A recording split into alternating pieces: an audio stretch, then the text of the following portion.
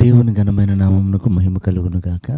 వీక్షిస్తున్న మీ అందరికి కూడా మన ప్రభువైన యేసుక్రీస్తు నామములో నా యొక్క శుభాభివందనాలు తెలియజేస్తున్నాను.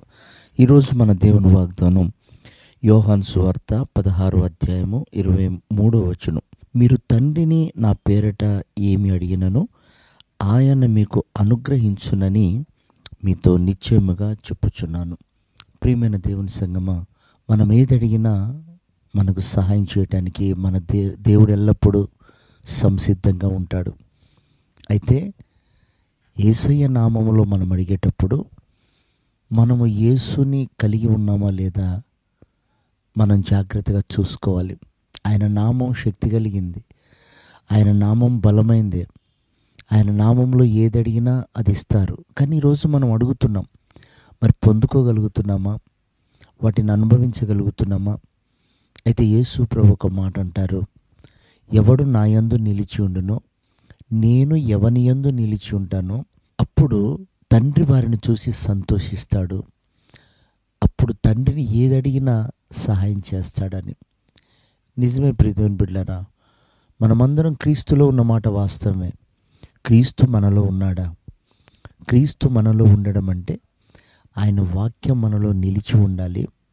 ఆయన ఆజ్ఞల్లో మనం నడిచినప్పుడే మనకు ప్రతిఫలం కలుగుతుంది.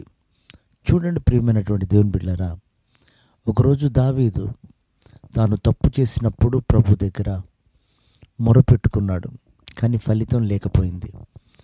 ఆ తర్వాత అపజయానికి కారణమేంటో తాను తెలుసుకొని పశ్చాత్తాపడి కన్నీరు కార్చి ఉపవాసంతో గోజాడినప్పుడు ప్రభు దగ్గర మరలా ప్రార్థన చేస్తాడు. ప్రభువా, నేను ఇప్పుడు వెళ్ళి నా భార్య పిల్లలను పోగొట్టుకున్న ఆస్తిని సంపాదించుకోగలుగుతానా అంటే దేవుడు ఇప్పుడు తప్పకుండా నువ్వు వెళ్ళు అన్నాడు.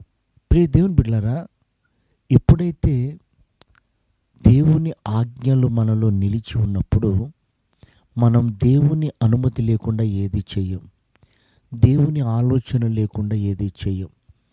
కనుక క్రీస్తు మనలో నిలిచి ఉన్నప్పుడు మనము ఏదడిగినా దాన్ని తప్పకుండా తండ్రి సహాయం చేస్తారు. కనుక ప్రియ దేవుని బిడ్డలారా, క్రీస్తును మనం నోటితో పెదవులతో ఉచ్చరించటం కాదు, కానీ హృదయంలో స్థిరపరచుకొని ఆజ్ఞల ప్రకారంగా మనం నడుస్తూ అడిగినప్పుడు దేవుడు తప్పకుండా సహాయం చేస్తారు. అట్టి కృపతో ఈ ఉదయకాలం ప్రభు మనందరినీ దర్శించి ఆయన మహిమగల రాకడకు సిద్ధపరచును గాక. ఆమేన్.